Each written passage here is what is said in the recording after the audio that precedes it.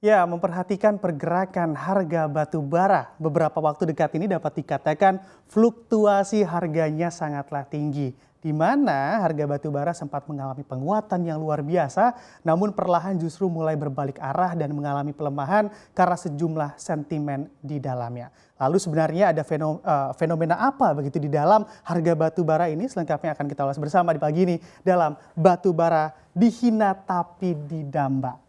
Nah, kalau kita lihat di sini memang apabila memperhatikan pergerakan harga yang terjadi pada batu bara, mengutip data dari Kementerian ISDM ternyata harga batu bara acuan per November 2021 sudah mencapai angka 215,01 dolar Amerika Serikat per tonnya. Walau kini penguatannya sudah tak sekuat sebelumnya, harga batu bara acuan di bulan November terhitung masih menguat sebesar 33% atau 53,38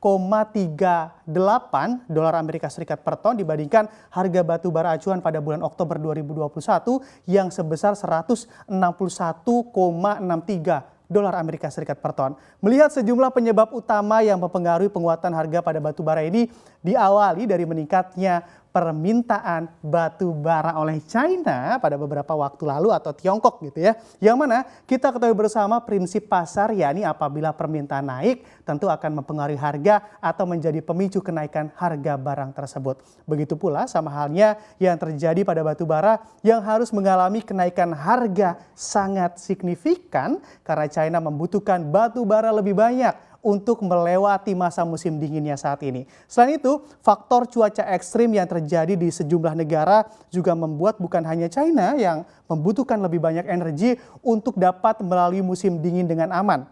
Maka dari itu kalau kita perhatikan, krisis energi pun datang bahkan melanda sejumlah negara, yakni ada Amerika Serikat, lalu juga ada Eropa, dan beberapa negara di Asia juga mengalami krisis energi. Sentimen lain yang menjadi faktor utama atau penyebab mengapa harga batu bara bisa melesat tinggi adalah naiknya harga gas alam. Pada sebelumnya memang menjadi pemicu kenaikan harga batu bara. Hal ini dikarenakan banyak yang menganggap harga gas alam makin tidak efisien dan juga banyak pihak yang harus memutuskan untuk beralih ke batu bara. Dan disitulah rally penguatan harga batu bara terus terjadi hingga menyentuh rekor tertinggi sepanjang masa yang dimiliki komoditas si batu hitam ini. Lalu kira-kira sentimen apa yang membuat harga batu bara perlahan mengalami pelemahan setelah rally penguatan harganya? Bisa kita lihat di slide selanjutnya.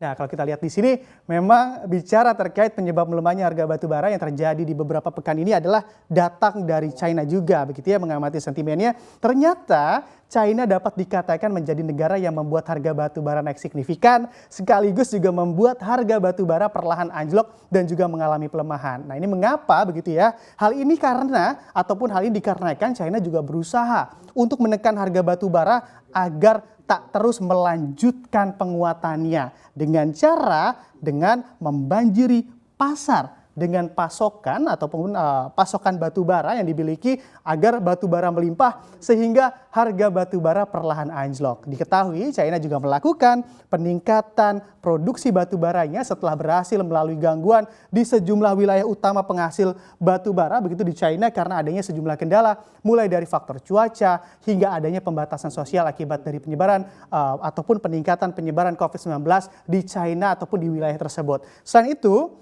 China juga berhasil untuk menggenjot produksi batu baranya hingga mencapai rata-rata produksi pada periode 1 hingga 5 November 2021 ini di angka 11,66 juta ton per hari. Atau dari angka ini mengalami kenaikan sebesar 1,2 juta ton dibandingkan posisi akhir pada September 2021 lalu. Dan dari angka ini tentu membuat stok batu bara China semakin berlimpah dan juga harga batu bara acuan juga perlahan anjlok. Penyebab lainnya yang juga membuat harga batu bara anjlok juga di sini datang dari keputusan Presiden Rusia, di sini memang Vladimir Putin, untuk mengalirkan pasokan gas alam ke negara-negara benua biru atau di benua Eropa yang tengah dilanda krisis energi. Dengan sudah dialirinya pasokan gas alam, tentu permintaan terhadap batu bara pun menjadi menurun atau tak setinggi pada waktu sebelumnya. Karena kalau kita perhatikan kemarin batu bara menjadi menarik dipicu dari langkanya gas alam, dan kalaupun ada harganya selangit dan tak kompetitif dibandingkan dengan harga batu bara. Belum lagi isu yang dikembangkan oleh KTT COP26 yang juga turut menghantam harga batu bara begitu, karena sejumlah negara bersepakat untuk mengurangi produksi batu bara dengan alasan demi pembatasan emisi gas rumah kaca atau mengarah pada upaya penghentian penggunaan bahan bakar fosil. Lalu bagaimana dengan tanah air yang juga menjadi pengekspor utama komoditas batu bara? Apakah banyak terpengaruh dari hal ini? Bisa kita lihat di slide selanjutnya.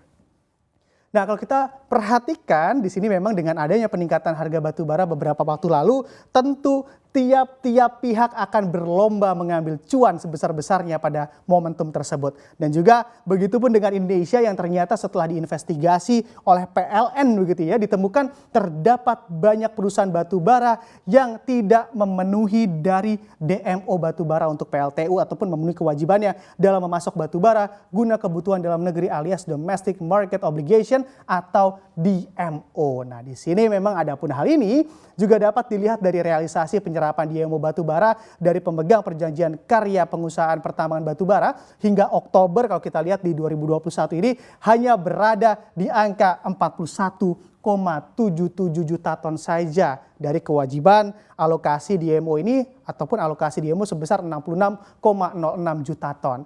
Lantas dengan kejadian ini pemerintah pun berusaha begitu ataupun dikabarkan akan mengubah skema DMO batu bara yang dibahas pada RDP Komisi 7 DPR RI pada Senin 15 November kemarin. Apakah dengan perubahan skema DMO batu bara ini produsen batu bara akan lebih tertib begitu ya dalam menentukan harga dan juga pemenuhan kewajiban DMO sebesar 25% ke depan. Mari kita nantikan saja bersama kelanjutannya. Dan informasi selanjutnya akan